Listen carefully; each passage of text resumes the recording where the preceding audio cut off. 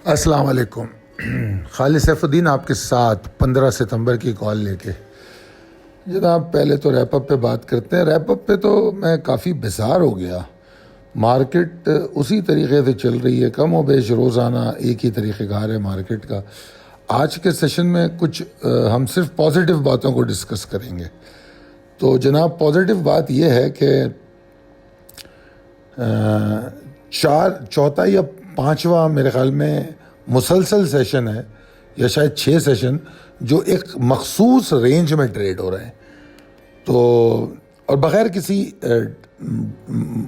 Decision के कि उसे जाना कहाँ है ये समझ नहीं आ रहा, मगर एक रेंज में, जिसको हम रेंज बाउंड या साइडवेज कहते हैं, उस तरीके से कुछ सेशन चल रहे हैं। अब पॉजिटिविटी ये है जो मुझे नज़र आई, वो ये कि slowly and gradually volumes increase हो रहे हैं, एक पॉइंट। दूसरा पॉइंट मैंने जो आज के सेशन में देखा वो ये कि कंसिस्टेंटली बुल्स अटैक करते रहे रेजिस्टेंस पे, and now this resistance 42,064 54 become a irritating resistance. अगर आप नोटिस करें कि 1 2 3 4 5 6 अटैम्प्ट उस पर, छठी को तो निकाल दें, वो लास्ट मिनट की है, मगर 5 मुसलसल अटैम्प्ट इसकी तरफ हुए हैं। तो ये काफ़ी इरिटेटिंग एरिया बनता जा रहा है। तो मेरे ख्याल में अब आने वाले सेशन में हमारे लिए यही लेवल ज़्यादा अहम होगा। इसको तोड़ दिया अगर मार्केट ने, तो मार्केट फिर ऊपर ट्रैवल करेगी। तो ये 6 अटैम्प्ट हमने देखे। और एक और बात, बल्कि तीसरी बात भी ऐड कर दूँ, आप अगर गौर कर रहे हो तो कुछ मखसूस स्टॉक अप्रिशिएट भी हो रहे हैं, ठीक है ना, वो परफॉर्म भी कर रहे हैं, जैसे कि टेक्नोलॉजी सेक्टर है। और भी काफ़ी स्टॉक्स होंगे, यकीनन जब मैं स्क्रिप्ट कॉल देखूंगा तब मेरी नज़रों में आएंगे। चौथी अगर मैं पॉजिटिव बात करूं तो वो ये है कि आज दूसरा मुसलसल सेशन है जो 42,000 के पास या ऊपर क्लोज हो रहा है, वरना अब तक जितने सेशन थे वो इसके नीचे नीचे क्लोज हो रहे थे। तो ये एक थोड़ी सी, ये सारी उम्मीद की किरणें हैं जो मैंने आपके सामने बयान कर दी हैं।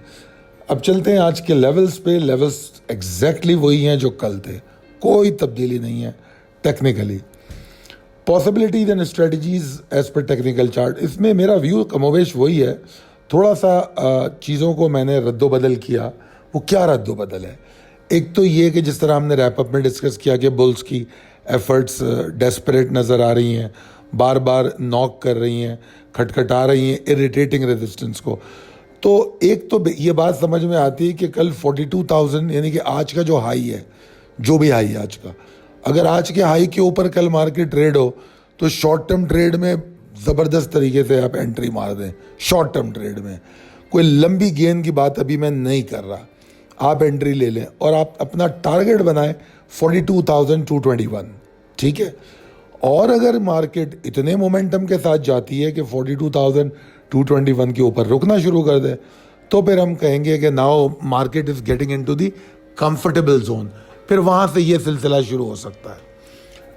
अच्छा, दूसरी जानिब एक और मुस्बत बात मैं आपको इसमें बताऊं कि मैं ये भी नोटिस कर रहा हूं कि जो बियर्स हैं वो आहिस्ता आहिस्ता हिम्मत हारते हुए नजर आ रहे हैं। क्यों?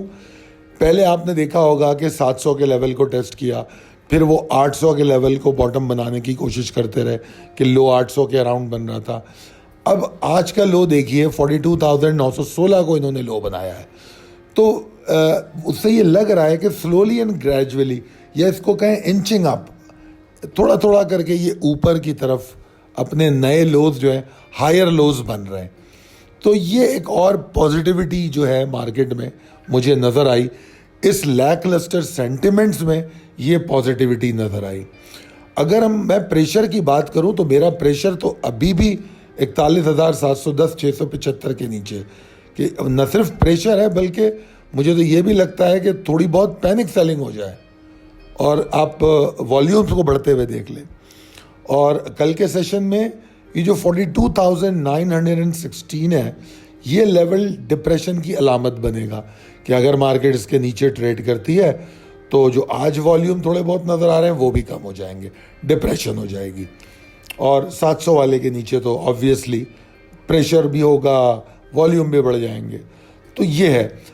और एक और चीज़ जो मैं अपने व्यू में ऐड ऑन कर रहा हूँ, टेक्निकली तो मैंने आपसे बात कर ली, अब मैं आपको थोड़ा सा कंक्लूजन भी दूं मार्केट का। अगर मैं मार्केट को दूसरे जाविये से देखूं तो ऐसा लगता है कि अब मार्केट को 41,700 तोड़ने के लिए कोई नेगेटिव डेवलपमेंट चाहिए, फंडामेंटल डेवलपमेंट जो कि नेगेटिव हो।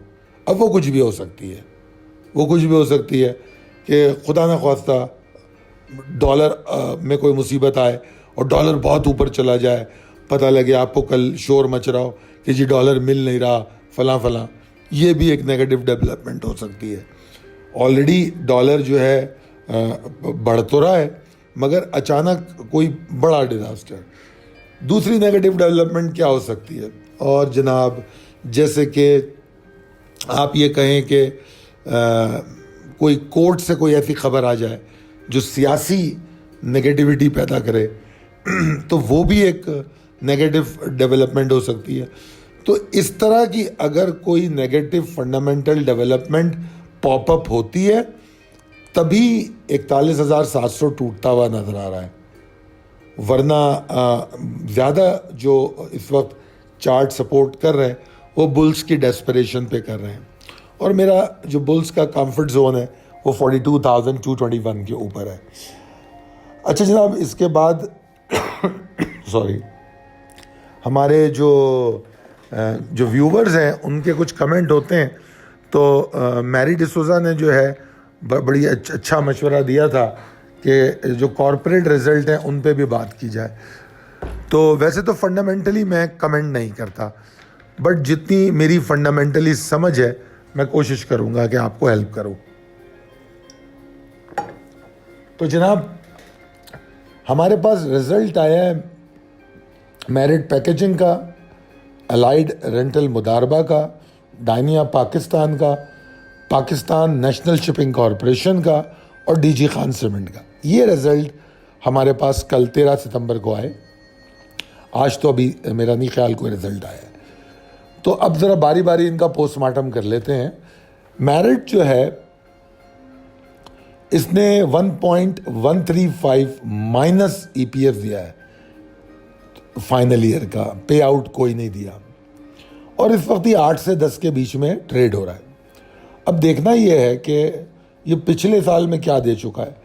तो पिछले साल का अगर रिजल्ट देखिए हम इसका, तो पिछले साल इसका -7.01 ईपीएस था, और अगर उससे पिछले साल देखें तो -8.59 था।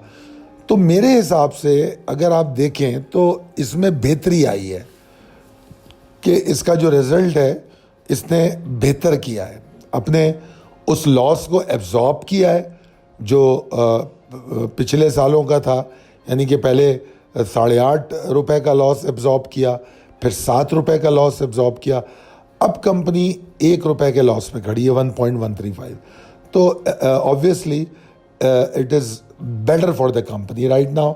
अब अगर हम रेंजेस देखें तो पिछले 2 सालों में 14 से 16 के बीच में इस दौरान ये स्टॉक ट्रेड हुआ, जिस दौरान इसका रिज़ल्ट आया।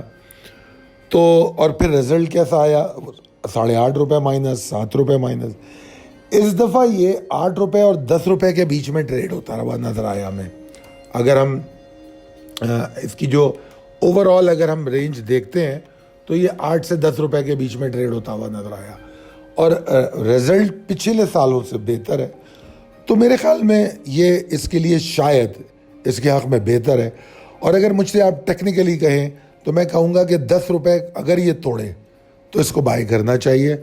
एक आपको शॉर्ट वेव मिल जाएगी एक्साइटमेंट की, जो 11, सवा 11, 11:30 तक आपको दिखा सकती है। तो ये तो थी जनाब मेरिट के बाद। उसके बाद बात कर लेते हैं पीएनएससी पे भी। पाकिस्तान नेशनल शिपिंग कॉरपोरेशन, बड़ा अच्छा रिजल्ट है। कंसोलिडेटेड ईपीएस इसका फाइनल ईयर का 42.75, 50% डिविडेंड दिया उसने। और अगर उससे पिछले साल देखूँ मैं तो 17 रुपये ईपीएस था, उससे पिछले साल देखो तो 18 रुपये, 18.27 का ईपीएस था। अच्छा, और पिछले साल ये ट्रेड हो रहा था 66 और 62 के बीच में, 62 से लेके 66 जिस वक्त रिजल्ट आया। और अगर उससे पिछले साल देखूं तो 81 और 98 के बीच में ये ट्रेड हुआ। अच्छा, ये वो स्टॉक है जो हमेशा हमारे सेलेक्टिव स्टॉक्स में रहता है, हम इसको बेचते भी हैं और फिर इसको जमा करना शुरू करते हैं, और ये हम बहुत पेशेंस से जमा करते हैं, हमें कोई जल्दी नहीं होती। तो जनाब ये ऑलरेडी एक्यूमुलेटेड स्टॉक है, तो हमारे पास ऑलरेडी ये मौजूद है। ठीक है जी, 50% इसने डिविडेंड दिया है और अभी ये 55 और 64 के बीच में ट्रेड कर रहा है। अगर इसकी हम ताज़ा पोजीशन देखें तो कल जब रिजल्ट आया है तो इसने ज़बरदस्त मूव बनाई है, आज का मुझे नहीं पता क्या किया है, मगर अगर कल की मूव को मैं छोड़ भी दूं तो जनाब ये मेरे ख्याल में अगस्त में एक रैली बना चुका है। एक्यूमुलेशन तो इसकी जिस वक्त ये 48 और 50-51 की रेंज में था, एक्यूमुलेशन तो इसकी वहाँ हुई और वहाँ से ये 64 तक गया है। तो ये बड़ी ज़बरदस्त मूव बना चुका है और अब दोबारा ये 64 की तरफ, आज का मुझे नहीं पता, हो सकता है 64 तोड़ दिया हो, तो मेरे ख्याल में it's doing perfectly fine. Result के हिसाब से ये परफॉर्म कर रहा है और मैं कहूँगा आउट परफॉर्म किया है इसने। ठीक है जी, अब चलते हैं हम अपने अगले स्टॉक की तरफ और हमारा अगला स्टॉक जो है वो है डायनो। अच्छा जनाब, ये डायनिया पाकिस्तान जो है इसका 32.93 फाइनल ईयर EPS आया है, 15 रुपये डिविडेंड दे रहा है ये, और इस वक्त ये 183-225 की रेंज में ट्रेड हो रहा है। अच्छा, ये भी एक्यूमुलेट हुआ है। अगर आप इसको देखें तो डायनो भी ऐसा स्टॉक है जो ऑलरेडी एक्यूमुलेशन का टाइम आपको दे चुका, 150 से 175 के बीच में इसने ये मौका आपको दे दिया। अभी भी ये अच्छी जगह पे है, इसको एक्यूमुलेट किया जा सकता है। बहरहाल इसका पिछला रिजल्ट अगर मैं देखूं पिछले साल का तो 49.73 EPS था, तो उसके मुकाबले में हम इस साल कम है, और मगर पिछले उस साल में इसकी प्राइस रेंज जो थी वो 216 से 310 की थी, तो वो ट्रेड भी बहुत ऊपर कर रहा था। और उससे पिछला साल देखें हम तो वो बड़ा होपलेस था, 13.42 का EPS था और ट्रेड बड़ा ऊपर हुआ वो, तो बड़ी ज़बरदस्त स्पेकुलेशन हुई। अब इस वक्त ये अगर करंट रेंज देखें तो 183 और 225 की है, और मैं ये समझता हूँ कि मैं ये जो नीचे वाला लो वाला एरिया है जहाँ एक्यूमुलेशन हुआ उसका जिक्र नहीं किया। अगर उसका मैं जिक्र करूँ तो फिर आप समझ लीजिए कि 150 और 175-77 की रेंज में ये एक्यूमुलेट हुआ है। तो मेरे ख्याल में जिन्होंने वहाँ एक्यूमुलेट किया है उन्होंने अच्छा गेन ले लिया। अब उनको ये सेकंड राइड भी मिल सकती है कि यहाँ एक्यूमुलेट करें, अगर डिप मारे तो डिप पे एक्यूमुलेट करें और फिर थोड़ा सब्र करें, बुक क्लोजर का भी इंतज़ार किया जा सकता है। अच्छा जनाब, उसके बाद हमारे पास है DG खान। अच्छा जनाब, इसने 10% डिविडेंड दिया है, 7.21 EPS है। DG खान की बड़ी बदनसीबी है कि ये तो बड़ा अच्छा स्टॉक है मगर पिछले सालों से कुछ बहुत अच्छा परफॉर्म नहीं कर रहा। उसकी बेसिक वजह बहुत सारी हो सकती हैं, पाकिस्तान में इंफ्रास्ट्रक्चर डेवलपमेंट की कमी भी रही है।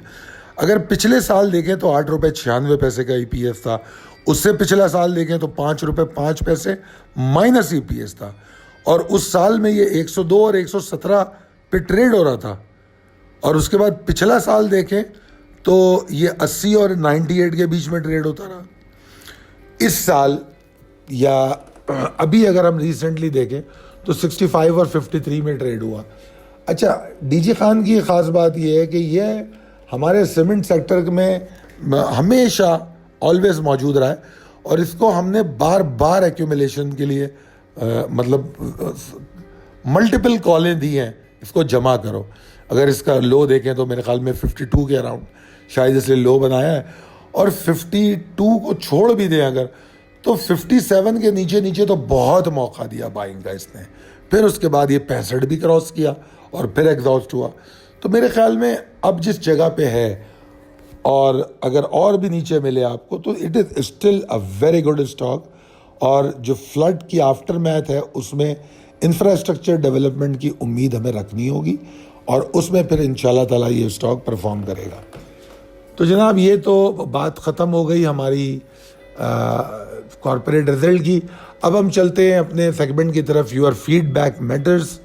तो आपके कमेंट्स पर हम भरपूर तवज्जो देते हैं। अच्छा जनाब, इसमें सब में पहले मैं एक बात ये कहूँगा कि पिछली वीडियो मैं देख रहा था 30 मिनट की हो गई, बहुत लंबी हो गई। इतनी वीडियो हम अफोर्ड नहीं कर सकते। इस वीडियो को वैसे तो 12-14 मिनट के अंदर होना चाहिए, मगर चले हमने ये नया सेगमेंट ऐड किया तो 20-21 मिनट चली जाए, ये बहुत लंबी हो गई है।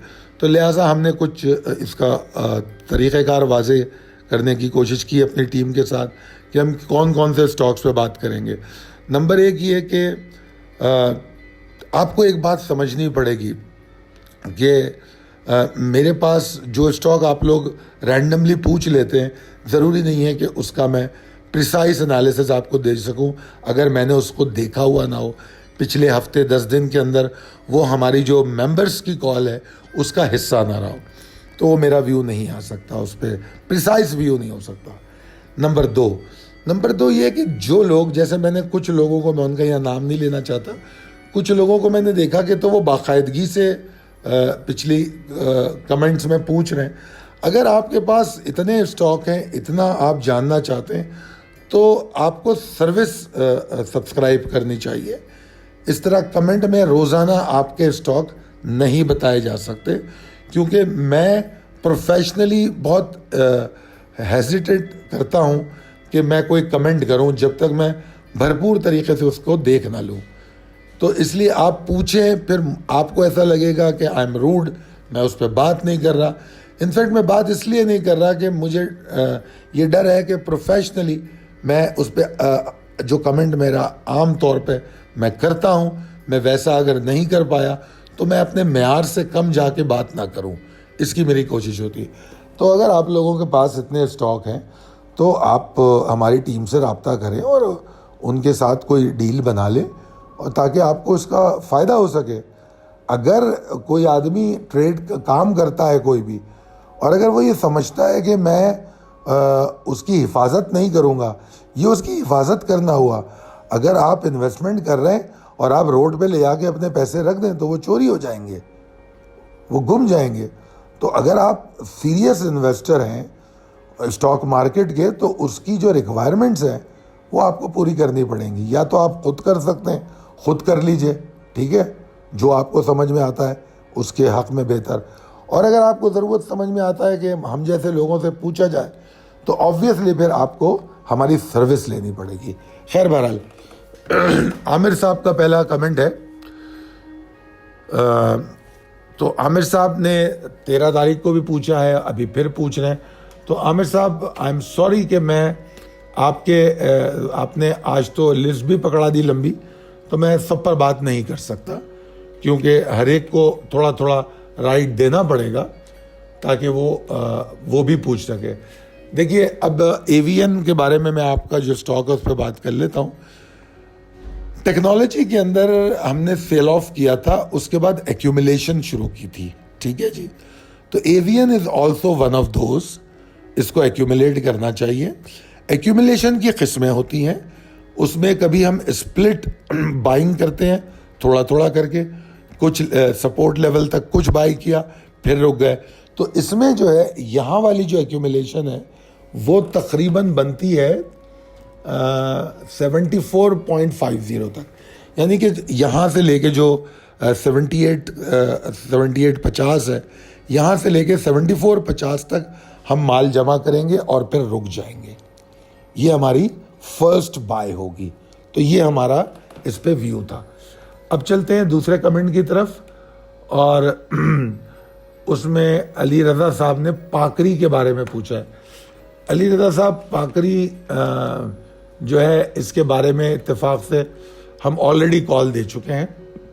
हमने इसको यहाँ पे बाय करके होल्ड करने के लिए कहा है, और जितनी हमने तो अपने मेंबर से ये कहा जितना वो ख़रीदना चाहते हैं उसका कम से कम 50% भी बाय कर सकते हैं, बाकी होल्ड कर लें बोनस बाइंग के लिए, कि अगर कोई बोनस बाय, इंडेक्स में कोई गिरावट, कोई ऐसी चीज़ आती है तो नीचे बाय कर लेंगे। उसके बाद इरम की अप्रिसिएशन है, बहुत शुक्रिया इरम। शाहनवाज साहब ने पूछा कि स्कैल्पिंग के लिए कोई स्टॉक बताएं। शाहनवाज साहब, स्कैल्पिंग के लिए मैं कभी भी कोई स्टॉक नहीं बताऊंगा। इसकी वजह क्या है? क्योंकि स्कैल्पिंग जो है बड़ी हाई लेवल, नेक्स्ट लेवल चीज़ है कि उसके लिए बड़ी एक्सपर्टीज चाहिए। और मेरे मुंह से निकला हुआ लफ्ज़, मैं कोई बात कहूँ और आप उसको उस पैराहे में समझ ना सकें तो आप नुकसान में जा सकते हैं। तो मैं ऐसा मशवरा नहीं दूंगा। मैं स्कैल्पिंग की कॉल सिर्फ उसको देता हूँ जो मेरा वो ट्रेडर है, जो ट्रेन है, जिसने ट्रेनिंग ली है हमारे साथ, जो समझता है, जिसकी ट्रेडिंग को हम समझते हैं। क्योंकि अगर खुदा ना ख्वास्ता, क्योंकि हम इंट्राडे कॉल तो देते हैं डेली ट्रेड की, तो स्कैल्पिंग तो डेली ट्रेड से भी अगला लेवल है कि एक दिन में आप 6 ट्रेडें उस स्टॉक में कर सकते हो, 5 ट्रेडें कर सकते हो। तो उसके लिए सेंटिमेंट को समझने की सलाहियत होनी चाहिए, और मुझे पता हो कि आप समझ रहे हैं तो फिर मैं वो स्टॉक आपसे डिस्कस कर सकता हूँ। हम बहरहाल ज़रूर स्कैल्पिंग करते हैं और हम डेली ट्रेड की कॉल भी देते हैं। फिर HN मैट्रीमोनियल से भी कमेंट आ रहे हैं जनाब, अच्छी बात है। उन्होंने निशात चुनिया के बारे में पूछा है। तो जनाब Nishat Chunian one of those stock जो हमारी सेलेक्टिव स्टॉक्स में होता है जनाब। ये एक्स ट्रेड कर रहा है एक्स रेट पे। एक्स रेट मतलब पे आउट को इसने दिया है अगस्त में। तो ये सिर्फ मीडियम टू लॉन्ग टर्म के लिए अच्छा है। हमने इसको यहाँ पर भी बाय किया है और हमने कुछ फंड्स रख छोड़े हैं कि हम इसको नीचे भी बाय करेंगे। उसके बाद साजिद बासित साहब का कमेंट है वो SRVI के बारे में, सर्विस इंडस्ट्रीज लिमिटेड। साजिद साहब, मुझे इसकी अभी फंडामेंटल्स तो मेरे सामने मैंने नहीं देखे। तो असल में हम जब कोई स्टॉक रिकमेंड करते हैं तो यूजुअली हमें ये पता होता है कि ये फंडामेंटली अच्छा है या नहीं है। उसके बाद फिर वो हमारी लिस्ट का हिस्सा बनता है, फिर हम उसके जाके टेक्निकल देखते हैं। हम सिर्फ टेक्निकल नहीं देखते, पहले हम उसके फंडामेंटली चेक करते हैं कि क्या वो इस काबिल है कि हमारी लिस्ट में आए। हाँ, जो डेली ट्रेड के स्टॉक होते हैं, जो स्पेकुलेशन में होते हैं, उसमें हमें फंडामेंटल की इतनी ज़रूरत नहीं होती जो स्कैल्पिंग या डेली ट्रेड में यूज़ होते हैं। अब SRVI जो है वो समझ लीजिए इस वक्त एक्यूमुलेशन जोन में है और बॉटमिंग कर रहा है। और मेरे हिसाब से इस स्टॉक को 275 तक भी बाय कर रहे हैं तो ठीक है, मगर आपको लॉन्गर टर्म के लिए बाय करना होगा। फौरी तौर पे इससे कोई उम्मीद मत रखिए। इसको छोटी लॉट्स में बाय करना चाहिए। और अगर इसका मैं कल का वॉल्यूम बताऊं तो 1500 का वॉल्यूम है, तो 100 शेयर बाय होने चाहिए इसके, और आराम से बाय होने चाहिए, जल्दी नहीं करनी चाहिए। उसके बाद जनाब कमेंट है ताहिर साहब का हेस्कॉल के बारे में। ताहिर साहब, ये हेस्कॉल वो स्टॉक है जो हम रिकमेंड ही नहीं करते, हम इस पर बात करना भी पसंद नहीं करते। जो स्टॉक खबरों की जीनत बन जाए, नेगेटिव खबरों की या पॉजिटिव भी अगर र्यूमर्स हैं, मगर वो स्टॉक के फंडामेंटल ग्राउंड अच्छे ना हो और उसमें नेगेटिव खबरें बहुत आती हों, जैसे फ्रॉड की या इस तरह की कोई भी, तो हम उस स्टॉक को अपनी लिस्ट से निकाल के बाहर रख देते हैं। हाँ, उसको डेली ट्रेड और स्कैल्पिंग का हिस्सा बनाया जा सकता है, ठीक है ना। और आप उस हवाले से बात नहीं कर रहे, जहां तक मैंने समझा है। मैं शॉर्ट टर्म हवाले से आपको अगर बताना चाहूं तो मैं ये कहूंगा कि जनाब अगर ये 7 रुपये 40 पैसे के ऊपर रुके तो अगली कोई मूव बनाएगा, वरना जनाब ये नीचे आ रहा है 6 रुपये तक, तो ये 6 रुपये तक नीचे आ सकता है। अगर तो ये 7 रुपये 40 पैसे के ऊपर जाके ट्रेड करता हुआ आपको नज़र आ जाए तो फिर तो सही है, वरना आज का तो मुझे नहीं पता, मगर मुझे ऐसा लगता है आज ये 6.50 तक भी जा सकता है और कल परसों में आपको शायद ये 6 रुपये तक भी आता हुआ नज़र आए। तो अगला कमेंट जनाब है खमर रहमान साहब का। जनाब आपने वॉल्यूम्स पर वीडियो बनाने की बात की है, बहुत अच्छी बात की है खमर। मैं आपको बताऊं कि वैसे तो मैं इस पे बात करता रहा हूं, मगर मैं आपके कहने पे एक स्पेसिफिकली अलग वीडियो बनाऊंगा और उसमें 2 चीज़ें होंगी। साइकोलॉजी ऑफ ट्रेडिंग और वॉल्यूम्स, क्योंकि उन दोनों का आपस में रिलेशन है। तो मुझे थोड़ा वक्त दीजिएगा, क्योंकि मेरे पास सिर्फ वीकेंड पे कुछ टाइम निकाल पाता हूँ मैं। इस वीकेंड पे भी हमने एवरेजिंग पे वीडियो की है, तो हमने एक नया सिलसिला किस्तवार शुरू किया है रूल्स ऑफ ट्रेडिंग का। वो भी 2 वीडियोस हमने इस वीकेंड पे की हैं जो रिलीज़ हो चुकी हैं। तो इंशाल्लाह ताला मैंने नोट कर लिया है इम्पोर्टेंस ऑफ वॉल्यूम और साइकोलॉजी सर्कल जो है, उस पर मैं आपके लिए ज़रूर वीडियो बनाऊंगा। शाहनवाज साहब ने पूछा है दोबारा कि पाकिस्तान स्टॉक एक्सचेंज का सितंबर में कहाँ नज़र आ रही है। तो जनाब, उसके लिए आप मेरी रोज़ कॉल देखते रहिए और उस पर मैं बात करता हूँ। मंडे की कॉल में थोड़ा सा मैं आगे जाके पूरे हफ्ते का व्यू देता हूँ, वरना रोज़ाना की कॉल में रोज़ाना का व्यू देता हूँ। तो आप रोज़ाना की कॉल पढ़िए, उसमें आपको मिल जाएगा। मोहसिन अब्बास साहब हैं, उन्होंने GGL के बारे में पूछा है। मोहसिन साहब, मुझे नहीं मालूम, क्योंकि देखिए जब हम किसी को रिकमेंड करते हैं ना, जिस तरह एक बड़ी अहम चीज़ होती है टाइम फ्रेम, कि टाइम फ्रेम क्या है आपका, आप मीडियम टर्म है, लॉन्ग टर्म है, शॉर्ट टर्म है। जिस तरह भी हमने अपनी पिछली वीडियो में बताया है कि कौन सी पोजीशन आप ले रहे, स्कैल्पिंग करते हैं, डेली ट्रेड करते हैं, तो फिर उसके हिसाब से रिकमेंडेशन होती है। अब WGL जिसकी आप बात कर रहे हैं, वो मैं मीडियम टर्म में एक्यूमुलेशन करवा रहा हूँ। तो I am optimistic for this stock but accumulating for medium term. और ये जब चलेगा तो 3 से 4 दिन में फारिग कर देगा प्रॉफिट देके। ठीक है जी। हुमायूं साहब ने अप्रिसिएशन की है हमारे काम की। हुमायूं साहब, बहुत शुक्रिया आपका। आप लोगों की अप्रिसिएशन, दुआएं एनर्जी बढ़ा देती हैं, हमारा एनर्जी लेवल बढ़ जाता है मेरा और मेरी टीम का। और मैं सही बात बताऊं तो हम जो अपनी नई नई बातें, सर्विसेज लेकर आते हैं, जैसे अब आप देखिए मैरी डिसोजा ने जो हमें मशवरा दिया, हम फौरी तौर पे अपना वक्त उस पर सर्फ करने के लिए तैयार हो गए, क्योंकि हमें अंदाज़ा है, क्योंकि मैं समझता हूँ कि तकरीबन मैरी को मैं पिछले 1-2 साल से देख रहा हूँ, या उससे भी ज़्यादा, जो वो हमारी व्यूवर है। तो अगर उनकी कोई राय है तो हमारे लिए बहुत अहम होती है। तो बहरहाल बहुत शुक्रिया। इंशाअल्लाह ताला हम जो है अपने काम को बेहतर से बेहतर करने की कोशिश करते रहेंगे। आमिर अंसारी साहब ने AGSML के बारे में पूछा है। अच्छा आमिर साहब, ये AGSML जो है, अगेन चूँकि ये एकदम रैंडम सवाल है, अब्दुल्ला शाह गाजी शुगर मिल, तो इसके ख़ास बायर होते हैं शुगर सेक्टर के। और आपको पता है इसका मेरे ख़्याल में ईयर क्लोजिंग भी सितंबर में होती है। तो मुझे इसके फंडामेंटल्स अभी बिल्कुल भी नहीं पता कि मैं इस पर क्या कमेंट करूं, मगर मैं ये ज़रूर टेक्निकली देख के कह सकता हूं कि आप इसको अगर एक्यूमुलेट कर सकते हैं यहाँ से लेकर आप 5.5 को जहन में रखें कि अगर 5.5 तक भी जाएगा तो आप जमा करेंगे, उसके बाद फिर इसको होल्ड किया जा सकता है। 5.5 के नीचे जो भी होगा वो बोनस बाय होगी। और ये बड़े लिमिटेड खास किस्म के इन्वेस्टर इसमें एंट्री लेते हैं। तो मैं बड़ा हैरान हुआ आपका ये कमेंट देख के। हर कोई शुगर सेक्टर में काम नहीं करता।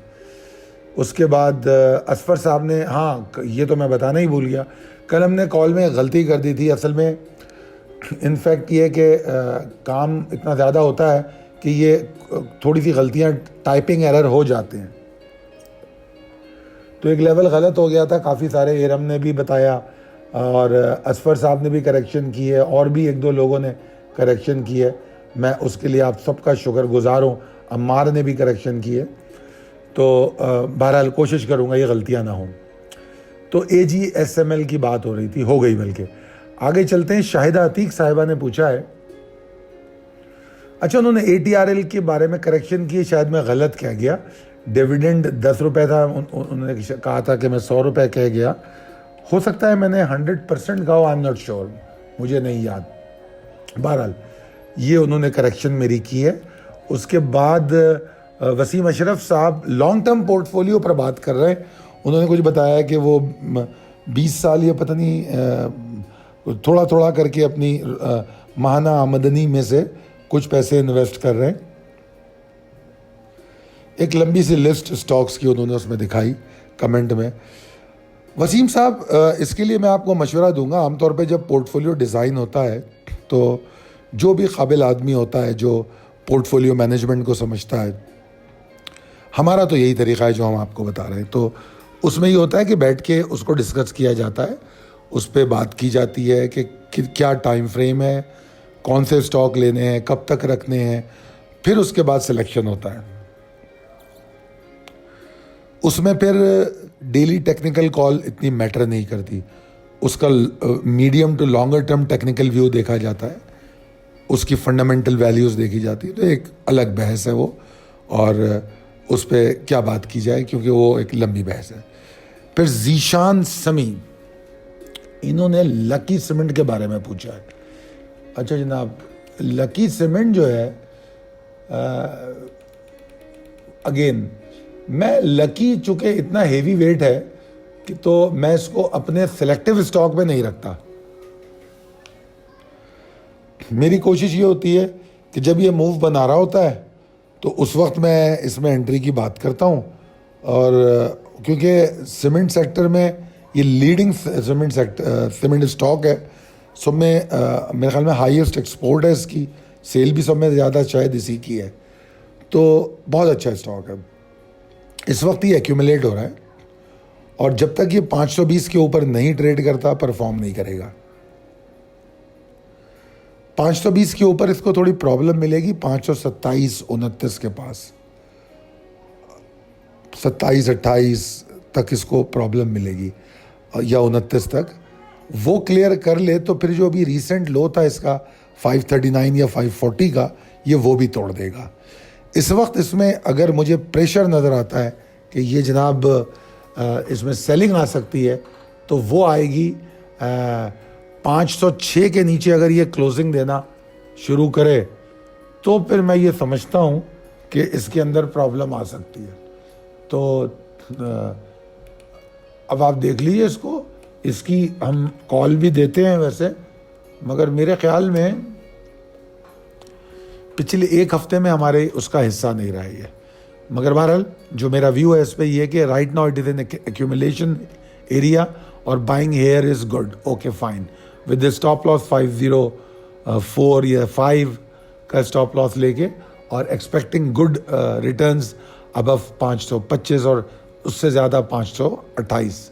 ठीक है जी। उसके बाद सवाल है जुल्फ़िकार शाह साहब का MFFL के बारे में। जनाब ये फूड सेक्टर है और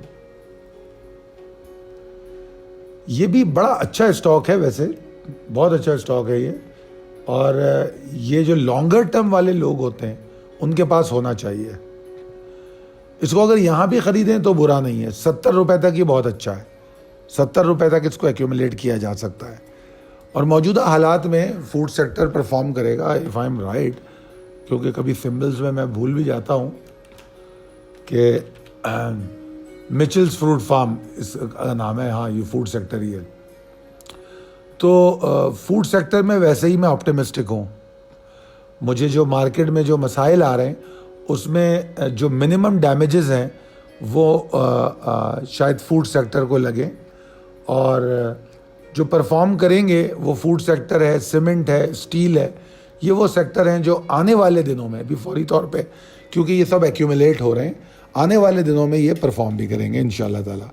उसके अलावा और भी कुछ स्टॉक मिसलिनियस में ऐसे हैं जो बड़े परफॉर्मिंग स्टॉक हैं, आप लोगों को उस पर भी तवज्जो देनी चाहिए। बहुत शुक्रिया, अल्लाह हाफ़िज़।